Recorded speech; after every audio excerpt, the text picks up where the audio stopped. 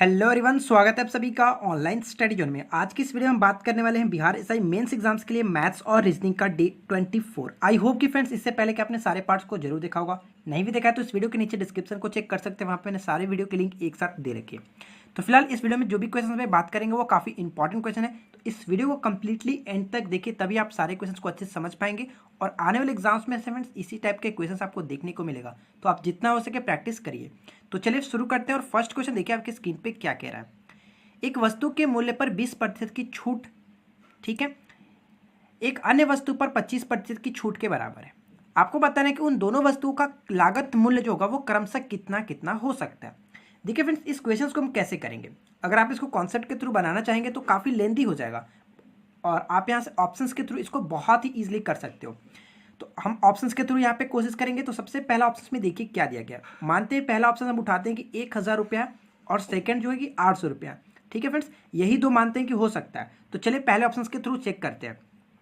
अगर पहले ऑप्शंस में कह रहा है कि ये कि अगर दो पहले जो वस्तु था उस पर 20% की छूट दी जा रही है, तो मानते हैं कि पहले वस्तु जो था 1000 रुपये था, तो 1000 के अगर छूट हम निकालेंगे तो कितना हो जाएगा। 1000 रुपये अगर 20% का छूट निकालोगे तो देखो कि ये 200 रुपया हो जाता है। ठीक है फ्रेंड्स, उसी तरह से अगर हम 800 रुपये का भी फिर से निकाले, 800 रुपये पर 25% का छूट दे रहा है ना। हाँ, 800 रुपये में 25% का छूट दे रहा है। तो यहाँ से हम लोग इसको निकालेंगे तो देखिए क्या हो जाएगा, 0000, 25 आटे फिर से 200। तो कह सकते हैं कि ये हमारा ऑप्शन बिल्कुल सेटिस्फाइड कर रहा है, क्योंकि दोनों में आपका 200% की छूट, 200 रुपये की छूट मिल जा रही है। और यही क्वेश्चन में कह भी रहा था कि दोनों का छूट जो है वो बराबर था। तो देख सकते हैं दोनों का छूट बराबर है। बाकी ऑप्शन आप उठाकर चेक कर सकते हो, कोई भी सेटिस्फाइड नहीं होगा। तो फिलहाल इस क्वेश्चन का ऑप्शन ए बिल्कुल करेक्ट आंसर हो जाता है। ठीक है फ्रेंड्स, आगे बढ़ते हैं। सेकंड नंबर दिया गया है कि उस सबसे लंबे फीते की लंबाई कितनी होगी जो 7 मीटर और 3 मीटर 85 सेंटीमीटर तथा 12 मीटर 95 सेंटीमीटर को ठीक ठीक माप सके। देखिए फ्रेंड्स, यहाँ पे सबसे लंबे फीते की लंबाई पूछ जा रही है, यानी कि इस टाइप के क्वेश्चंस में एचसीएफ निकाला जाता है। जब लंबे पूछा जाए तो एचसीएफ, और सबसे कम बोला जाए तो वहाँ पे एलसीएम करते हैं। तो देखिए सबसे पहले हमें यहाँ पे दिया क्या गया, एक तो 7 मीटर दिया गया था, एक 7 मीटर दिया गया, और दूसरा 3 मीटर 85 सेंटीमीटर दिया गया। ठीक है, और सेकंड जो थर्ड में दिया गया 12 मीटर 95 सेंटीमीटर दिया गया। ठीक है फ्रेंड्स, तो सबसे पहले हम इनको सभी को एक यूनिट में कर लेते हैं। तो हम यहाँ पे सेंटीमीटर में कर लेते हैं। तो देखिए इसको सेंटीमीटर में करेंगे तो 700 सेंटीमीटर हो जाएगा। सेम टू सेम अगर हम इसको करेंगे तो 300 मीटर बराबर 300 सेंटीमीटर और 85 यानी कि 385 सेंटीमीटर ये हो जाता है।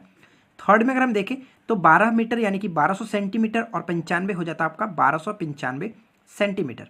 अब यहाँ पे देखिए फ्रेंड्स, हमें तीनों का एचसीएफ देखना होगा, यानी एचसीएफ यानी कि सबसे बड़ा जो इसमें जिसका गुणनखंड होगा, जिसका फैक्टर होगा, वही हमारा राइट आंसर हो जाएगा। तो अगर यहाँ पे हम देखें तो यहाँ पे देखिए 1295 का आपको पता है कि 35 का स्क्वायर होता है, 35 गुने 35 करते हैं तो आपका 1295 आ जाता है।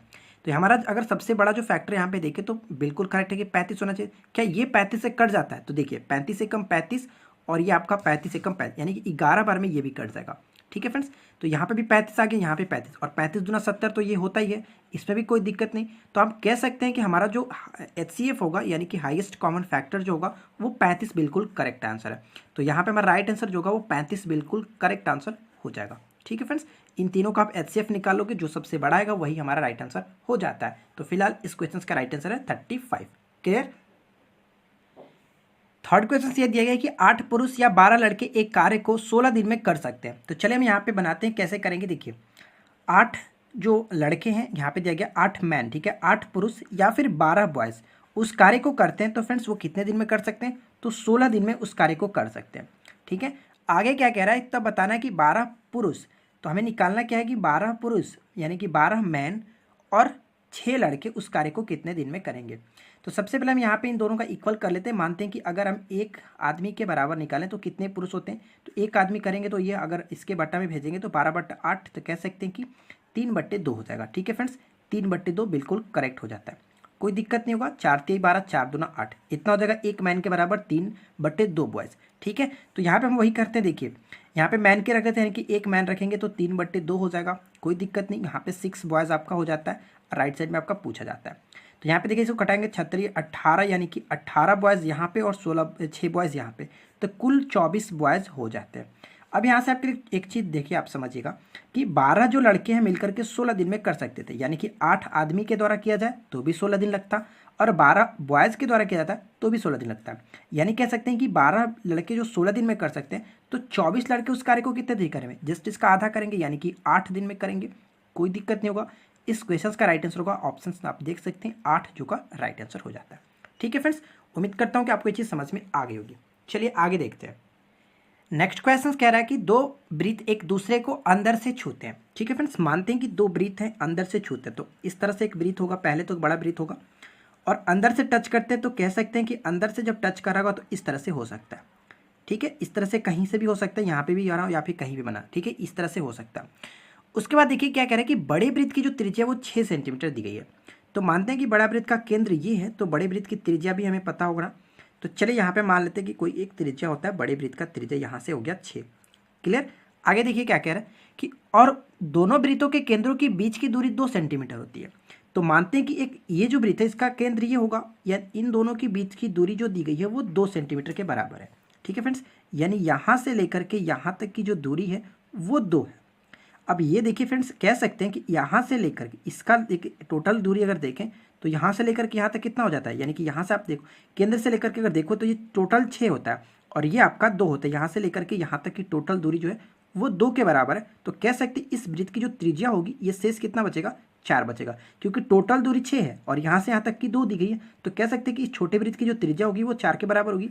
तो हमारा राइट आंसर यही पूछा जा रहा है कि छोटे वृत्त की त्रिज्या क्या होगी, तो हमारा कह सकते हैं कि राइट आंसर 4 सेंटीमीटर हो जाएगा। इसमें कुछ बनाना नहीं है, आप बस इस तरह से भी कर सकते हो कि बड़ा कैपिटल आर है और उसमें से आप इसको एक ओ डैश मान करके निकाल सकते हो। तो बस उतना करने की जरूरत नहीं है, सिंपल से आप इसको कर सकते हो। ठीक है फ्रेंड्स, आगे बढ़ते हैं। नेक्स्ट क्वेश्चन कह रहा है कि 2x, चलिए लिखते हैं 2x इक्वल टू a के बराबर दिया गया और 4a इक्वल टू 2b के बराबर दिया गया। तो हमसे पूछा क्या गया कि x बटे b का मान क्या होगा। कैसे इसको करेंगे, देखिए ध्यान से देखिएगा कैसे इसको किया जाता है। तो सिंपल सा इसमें कुछ करना नहीं, हमें x और बटे y का x बटे b का वैल्यू निकालना है। तो हम यहाँ पे x का मान निकालते हैं, a बटे 2 हो जाता है, कोई दिक्कत नहीं। यहाँ से देखिए इसको हम कटा लेते हैं तो ये कितना हो जाएगा 2a के बराबर, यानी कह सकते हैं कि b बराबर 2a हो जाता है। तो जस्ट यहाँ पे हम इसको पुट कर देते हैं। बहुत सिंपल सा क्वेश्चन था, इसमें कुछ करना नहीं है। तो x बटे b करेंगे तो फ्रेंड्स x का मान a बटे 2 दिया गया और b का मान देखिए 2 यानी कि इसके बटे 2a लिखेंगे तो ये जस्ट ऊपर में चला जाएगा, तो 1 बट्टे आपका 2a हो जाता है, कोई दिक्कत नहीं। ए से 1 खत्म, यानी कि 1/4 आपका राइट आंसर हो जाएगा। ठीक है, चलिए नेक्स्ट देखते हैं। अगला प्रश्न देखिए क्या दिया गया। देखिए नेक्स्ट क्वेश्चन क्या कह रहा है कि x square minus 4x plus 3 तथा x square minus 5x plus 6 का एलसीएम क्या होगा। तो इस क्वेश्चन को कैसे करेंगे, सबसे पहले तो हमें यहाँ पे फैक्टर तोड़ना होगा। देखिए x square minus 4x plus में 3 दिया गया, तो सबसे पहले इसका फैक्टर तोड़ लेते हैं। तो इसका फैक्टर हम तोड़ेंगे तो देखिए किस तरह से तोड़ते हैं हमें, यानी कि हमें देखना होगा कि यहाँ फ्रेंड्स गुना करने पर 3 आना चाहिए, जोड़ने घटा पे 4। तो इस तरह से कर सकते हैं कि यानी कि 3x माइनस में x करेंगे और प्लस 3 आंसर का हो जाता है। यहाँ से x हम कॉमन ले लेते हैं तो क्या हो जाएगा x माइनस 3 और माइनस में 1 और x minus 3। Clear, x minus 1 into x minus में 3, दोनों का ये कॉमन आपका हो जाएगा। तो हमारा इसका जो फैक्टर आएगा वो इस तरह से आ जाता है। सेकेंड वाला फैक्टर देख लेते हैं क्या क्वेश्चन दिया गया था। सेकेंड जो दिया गया वो एक्स स्क्वायर माइनस में 5x प्लस में 6 दिया गया। इसको भी तोड़ लेते हैं, तो इसको तोड़ेंगे तो 3 दूना 6 होता है। चलिए इसको तोड़ लेते हैं, माइनस 3x और माइनस में 2x होगा, क्योंकि माइनस माइनस प्लस होता है। ठीक है फ्रेंड्स, इतना तोड़ सकते हैं। यहाँ से हम x कॉमन लेंगे तो x माइनस 3 और यहाँ से माइनस 2 कॉमन लेते हैं तो x माइनस 3। क्लियर, दोनों में से x माइनस 3 कॉमन हो जाता है तो x माइनस 3 और यहाँ पे x माइनस 2 बच जाता है।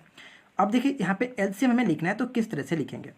एलसीएम लिखना है तो हम यहाँ पे देखेंगे, सबसे पहले तो दोनों में जो कॉमन है उसको लिख लेते हैं x माइनस 3।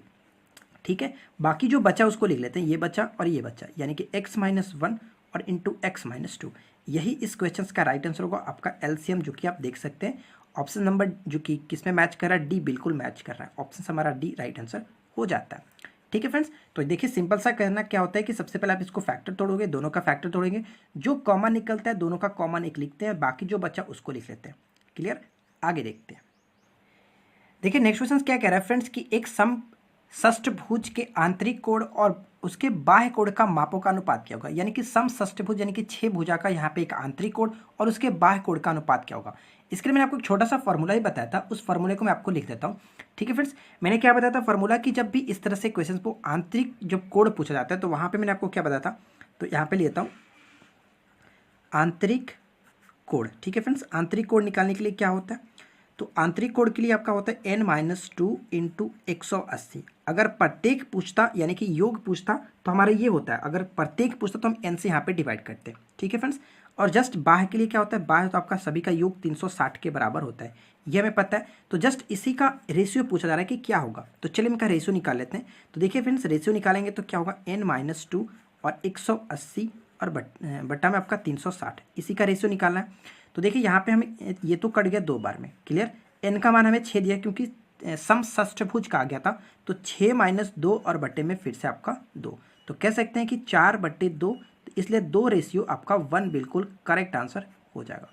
ठीक है फ्रेंड्स, उम्मीद करता हूँ कि आपको ये चीज़ समझ में आ गई होगी। तो ये दोनों फार्मूला बहुत इंपॉर्टेंट है, याद रखेंगे। ये आपका योग हो गया, अगर प्रत्येक पूछा जाता तो यानी कि ऐसे पूछे कि प्रत्येक आंतरिक कोण का मान क्या होगा, तो हम वहाँ पे n से डिवाइड करते। अगर प्रत्येक बाह्य कोण का मान पूछा तो n से डिवाइड कर देते। क्लियर, ये योग होता है। चलिए नेक्स्ट क्वेश्चन देखते हैं। अगला क्वेश्चन यहाँ पे कह रहा है कि एक बैंक एक निवेशक को साधारण ब्याज की दर पर 5 वर्षों में मूल निवेश की दुगनी राशि देता है। ठीक है फ्रेंड्स, यानी कहने का मतलब कि अगर वो पी राशि को निवेश किया गया था, बैंक में इन्वेस्ट किया था, तो उसको बैंक क्या करता है कि 5 वर्षों के बाद उसको दुगनी राशि देता है, यानी कि उसके अमाउंट जो है वो डबल हो जाता है। तो आपको ये बताना है कि उस ब्याज की दर क्या थी। तो सिंपल सा क्वेश्चन, इसमें कुछ करना ही नहीं है फ्रेंड्स। देखिए यहाँ पे हमें पता होता है कि SI इक्वल टू क्या होता है, SI equal to PRT upon में 100, ये आपका फॉर्मूला होता है। लेकिन फ्रेंड्स इस फार्मूले के थ्रू में थोड़ा सा हम लोग यहाँ पे चेंजिंग करना होगा, क्योंकि हमारे पास SI तो यहाँ पे दिया नहीं गया, SI नहीं दिया गया, तो P हमारे पास, तो मान लीजिए कि P हमें तो नहीं, हमें पता है क्योंकि P हमें उतना ही का उतना ही रखना है। तो यहाँ पे देखिए कैसे करेंगे कि SI इक्वल टू क्या होता है, तो ये आपको पता हो कि अमाउंट माइनस अगर हम P करते हैं, यानी कि मिश्रधन में से अगर मूलधन घटाते हैं तो हमारा ये निकल जाता है SI।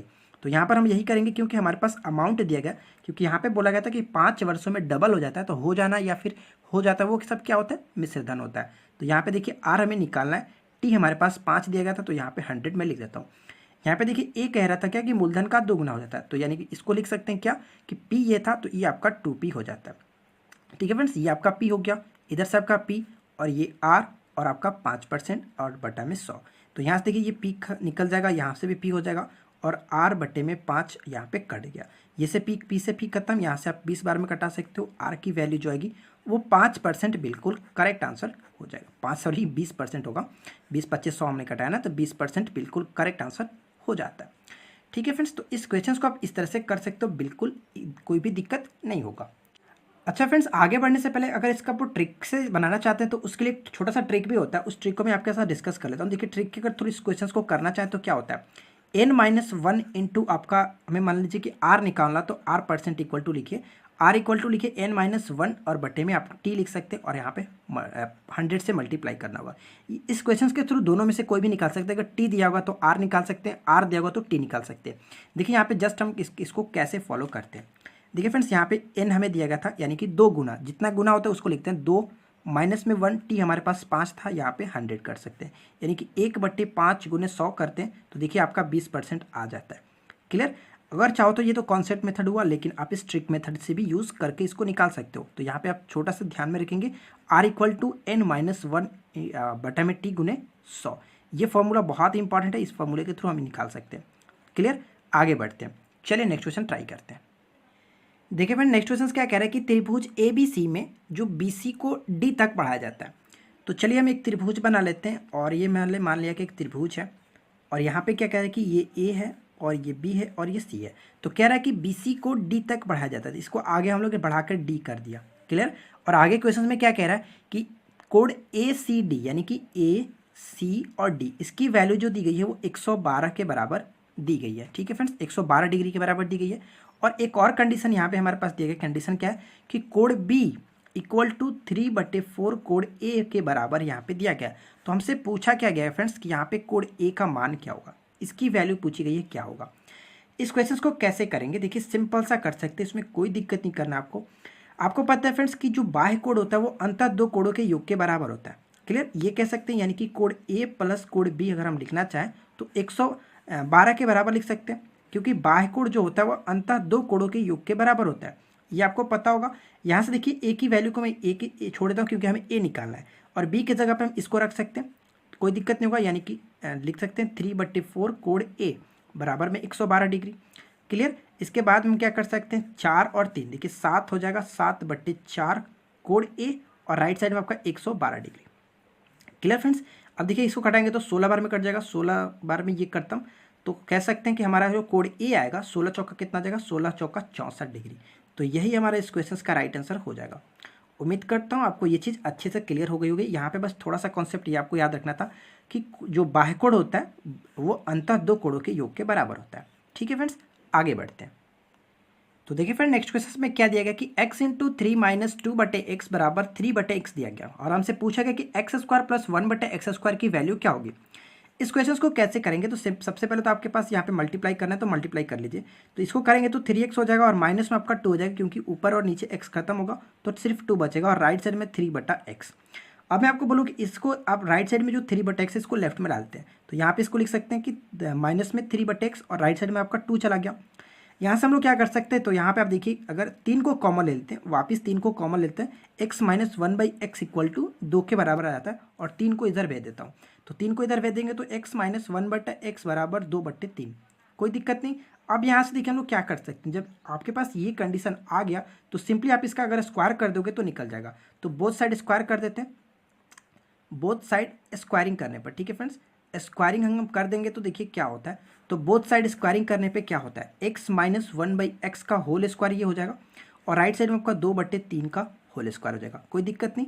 यहाँ पे a माइनस बी का होल स्क्वायर का मतलब क्या होता है, a² प्लस में b² माइनस में 2ab, यानी कि 2ab करेंगे तो 2x खत्म, बचेगा आपके पास सिर्फ -2। इधर आपका देखिए 2 यानी कि 4/9 हो जाता है। ठीक है फ्रेंड्स, राइट साइड में इसका 2 को भेज देते हैं तो x² plus 1/x² equal to 4/9 plus में 2, यानी कि 9 दूना 18 और 18 और 4 22/9। तो कह सकते हैं फ्रेंड्स इसको क्या लिख सकते हैं, तो इसको लिख सकते हैं 2 सही 4/9, कोई दिक्कत नहीं क्योंकि वापस हम लोग वही लिखे थे। तो ऑप्शन आप देख सकते हैं फ्रेंड्स यहाँ पे कौन सा हमारा मैच कर रहा है, बिल्कुल करेक्ट होगा 2 सही 4/9। तो उम्मीद करता हूँ फ्रेंड्स आपको ये सारे मैथ्स आपको अच्छे से समझ में आ गई होगी। अगर आपको ये वीडियो पसंद आई हो तो वीडियो को लाइक कीजिए, अपने दोस्तों के साथ शेयर कीजिए और साथ ही साथ चैनल पे पहली बार है तो चैनल को सब्सक्राइब करके नोटिफिकेशन बिल को ऑन कर सकते हैं क्योंकि यहाँ पे मैं आपको इसी तरह से रोजाना मॉक टेस्ट कराता रहता हूँ। चलिए बढ़ते हैं अगले क्वेश्चन की तरफ। देखिए फ्रेंड्स सबसे पहले रीजनिंग का क्वेश्चन क्या दिया गया, यहाँ पे आपका एक डायग्राम बनाया गया और यहाँ पे अंग्रेजी ज्ञान दिए गए हैं, खिलाड़ी दिए गए और एक सिपाही दिए गए। तो यहाँ से काफ़ी अच्छे क्वेश्चंस पूछे जा रहे हैं तो मैं आपको बताता हूँ कि इस क्वेश्चंस को कैसे करना है। सबसे पहले डायग्राम को हम बना लेते हैं। तो देखिए फ्रेंड्स डायग्राम यही कुछ इसी तरह से बनाया गया और यहाँ पे हमसे पूछा क्या गया है कि कितने अंग्रेजी ज्ञान वाले जो है वो सिपाही नहीं है।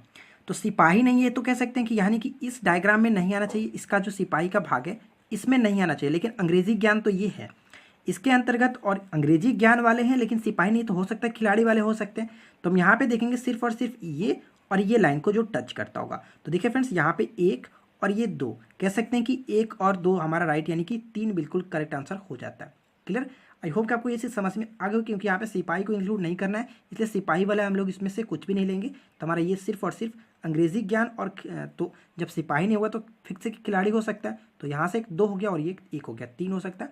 तो राइट आंसर हमारा हो जाएगा 3। ठीक है, आगे बढ़ते हैं।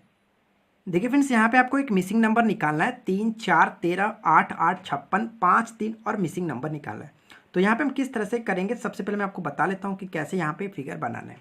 फिगर यानी कि देखिए जो भी यहाँ पे डिजिट बनाएगा किस तरह से 3 4 13, ठीक है फ्रेंड्स 3 4 13, उसके बाद 8, कुछ इस तरह से बनाया गया। तो देखिए यहाँ पे हमें मिसिंग नंबर निकालना है। तो मिसिंग नंबर किस तरह से ये पैटर्न किया गया हम सबसे पहले ये समझेंगे। तो अगर मैं बोलूँ फ्रेंड्स आपको कि इस चीज़ को आप ध्यान से समझिए कि अगर इसका मैं स्क्वायर करके इसको घटा लेता हूँ तो कहने का मतलब ये हुआ कि अगर हम 4 का स्क्वायर करके शुरुआत के जो डिजिट दिखे उसको घटाते हैं, 4 चौका 16 में से 3 घटाएंगे तो 13, बिल्कुल करेक्ट। सेम टू सेम यहाँ पर वही करेंगे, इसका स्क्वायर करके इसको घटाएंगे, 8 का स्क्वायर करके 8 घटाएंगे तो कितना होगा, 64 में से 8 जाएगा तो 56, बिल्कुल करेक्ट। सेम टू सेम यहाँ पर भी हम वही करेंगे, यानी कि 3 का स्क्वायर करके 5 घटा देंगे तो 3 का स्क्वायर -5, तो 3 तिहाई 9 में से अगर 5 घटाते हैं तो क्या आएगा 4, बिल्कुल करेक्ट आंसर हो जाता है। ठीक है फ्रेंड्स, समझ में आ गया। चलिए नेक्स्ट देखते हैं। देखिए फ्रेंड्स यहाँ पे बीट के लिए 25 22 26 7 दिए गए, रस्ट के लिए 9 6 8 7 दिए गए। तो हमें ब्रस्ट से पूछा गया कि क्या होगा। ठीक है, ब्रस्ट से पूछा जा रहा है कि क्या बनेगा। तो देखिए फ्रेंड्स यहाँ पे हमें ब्रस्ट का निकालना है कि क्या होगा। तो सबसे पहले यहाँ पे देखिए जो डिजिट के लिए जो वर्ड लिखा गया, यानी कि जिस लेटर के लिए अल्फ़ाबेट के लिए जिस लेटर को यूज़ किया गया तो उसको हम लोग यूज़ करते हैं। यानी बी के लिए यहाँ पे 25 दिया गया तो 25 लिख लेते हैं। यू के लिए क्या दिया गया आप देख सकते हैं, यू के लिए यहाँ पे 6 है तो 6 लिख सकते हैं। आर के लिए क्या यूज़ किया गया, तो आर के लिए जो कि 9 यूज़ किया गया तो यहाँ पे हम 9 लिखेंगे। और एस के लिए क्या यूज़ किया गया, एस के लिए 8, तो जस्ट यहाँ पे 8। और टी के लिए आप देख सकते हैं दोनों तरफ 7, तो यहाँ पे अब 7 हो जाएगा। तो आप मिला सकते हैं 26, 9, 8, 7 बिल्कुल करेक्ट आंसर हो जाएगा। ठीक है, आगे बढ़ते हैं। अगला क्वेश्चन यहाँ पे दिया गया कि एक फिगर में आपको संबंध को बताना है आमों, सेबों और फलों में। देखिए फ्रेंड्स, आमों और क्या बताना है, आमों, सेबों यानी कि एप्पल और फ्रूट्स में संबंध बताना है, फल में। ठीक है, तो अगर मैं बोलूँ फ्रेंड्स कि फल के अंतर्गत ये दोनों आते हैं, तो कह सकते हैं कि फल हमारा अगर ये होगा तो फल के अंतर्गत आम भी आता है, सेब भी आता है, लेकिन आम अलग चीज़ है, सेब अलग चीज़ है। तो इस तरह से बन सकता है, तो आप इस डायग्राम को टिक कर सकते हैं, कोई दिक्कत नहीं होगा। ठीक है, ऑप्शन सी को आप टिक करके निकल सकते हैं। आगे बढ़ते हैं। नेक्स्ट क्वेश्चन में क्या कह रहा है कि 73 स्टार 17 बराबर 45 लिखा गया, 68 स्टार 40 बराबर 54 लिखा गया। तो हमसे पूछा है कि 83 स्टार 15 बराबर क्या होगा। तो सबसे पहले इस पैटर्न को समझ लेते हैं कि क्या किया गया। देखिए फ्रेंड्स, 73 को अगर हम जोड़ देते हैं 17 के साथ तो कितना हो जाएगा, 73 17 जोड़ोगे और 2 से डिवाइड करेंगे तो 90 और 2 से डिवाइड करते तो 45, बिल्कुल करेक्ट है। सेम टू सेम यहाँ पे अगर 68 और 40 को जोड़ोगे तो 108 और वहाँ से 2 से डिवाइड करेंगे तो 54 आ जाता है। तो सेम हम लास्ट वाले चलते हैं, 83 और उसके 15 को ऐड करते हैं, उसके बाद 2 से डिवाइड करते हैं, यानी कि 83 और 15 को 98 और 2 से डिवाइड करेंगे तो 49। इस क्वेश्चन का राइट आंसर 49 बिल्कुल करेक्ट आंसर हो जाता है। क्लियर, आगे देखते हैं। देखिए नेक्स्ट क्वेश्चन में क्या कह रहा है फ्रेंड्स कि यहाँ पे कथन और निष्कर्ष दिए गए। तो पहला कथन क्या कह रहा है कि कुछ छात्र बुद्धिमान है, यानी फ्रेंड्स कुछ छात्र बुद्धिमान है, सभी छात्र बुद्धिमान नहीं है। ठीक है, यानी कि कुछ है। आगे क्या कह रहा है कि अंकिता एक छात्र है, यहाँ पे छात्र की बात की जा रही थी और नेक्स्ट में दिया गया या अंकिता एक छात्र है। अच्छा, निष्कर्ष देखते हैं क्या कह रहा है कि कुछ छात्र मंद बुद्धि है। यहाँ पे बात मंद बुद्धि की आई हुई कहाँ थी, यहाँ तो बात बुद्धिमान की जा रही थी कि कुछ छात्र जो है वो बुद्धिमान है। तो यहाँ पे सब ये कह सकते थे कि अर्थात सभी छात्र बुद्धिमान नहीं है। क्लियर, तो पहला पॉइंट तो गलत होता है। सेकंड देखिए क्या कह रहा है कि अंकिता बुद्धिमान है, ये हम क्लियर नहीं कह सकते हैं कि अंकिता बुद्धिमान हो भी सकती है, नहीं भी हो सकती है। तो फ्रेंड्स देखिए यहाँ पे दोनों कथन मैच नहीं करेगा, इसलिए ऑप्शन डी को हम टिक करेंगे। ठीक है, कोई भी कथन सही नहीं होता है। आगे देखते हैं। देखिए फ्रेंड नेक्स्ट क्वेश्चन में दिया गया कि एक डायरेक्शन आपको बताना है कि दीपक 20 मीटर उत्तर की तरफ चलता है। तो चलिए भाई दीपक को 20 मीटर उत्तर की तरफ ले चलते हैं। ये उत्तर की तरफ चला 20 मीटर, ठीक है, यहाँ से चलना स्टार्ट किया, उत्तर की तरफ 20 मीटर चला, फिर बाएं मुड़ करके 40 मीटर चलता है, यानी कि जस्ट इससे दुगना हम चला देते हैं, 20 से 40 मीटर ये बाएं की तरफ मुड़ा है और 40 मीटर चलता है। उसके बाद क्या करता है, फिर से वह बाएं मुड़ता है और 20 मीटर चलता है, यानी कि इधर चल रहा है तो बाएं इधर मुड़ेगा 20 मीटर या जस्ट इसके बराबर ही चलना है तो उसको यहाँ तक चलेगा। ठीक है, यहाँ पर पहुँचा। अब उसके बाद क्या करें कि वह दाएं मुड़ करके 20 मीटर फिर चलता है। अगर इधर आया तो जिसका राइट हैंड होगा इधर होगा, तो कह सकते हैं कि फिर से ये इधर घूमा है और 20 मीटर अगेन चला है। क्लियर फ्रेंड्स, अब हमसे पूछा क्या जा रहा है कि प्रारंभिक स्थल से कितनी दूरी पर है। यहाँ से बेचारा स्टार्ट किया था और यहाँ पर पहुँच चुका है, तो हमें बताना है कि इन दोनों के बीच की दूरी कितनी होगी। तो 20 मीटर तो ये हो गया और यहाँ से देखिए यहाँ तक कि 40 मीटर, तो कह सकते हैं कि 20 और 40 जो कि 60 मीटर बिल्कुल करेक्ट आंसर हो जाता है। ठीक है फ्रेंड्स, तो देखिए आज की इस वीडियो में हम लोगों ने इतने सारे क्वेश्चंस को देखा। उम्मीद करता हूं कि आप लोगों को ये वीडियो ज़रूर पसंद आई होगी और आपने कुछ नया सीखा हो, तो वीडियो को लाइक कीजिए और अपने दोस्तों के साथ शेयर कीजिए। और इसी तरह की रोजाना मॉक टेस्ट को देखने के लिए चैनल को सब्सक्राइब करके नोटिफिकेशन बेल को जरूर ऑन रखिएगा। हम मिलते हैं आपके साथ नेक्स्ट वीडियो में किसी नए टॉपिक के साथ। Thanks for watching, keep learning, have a good day.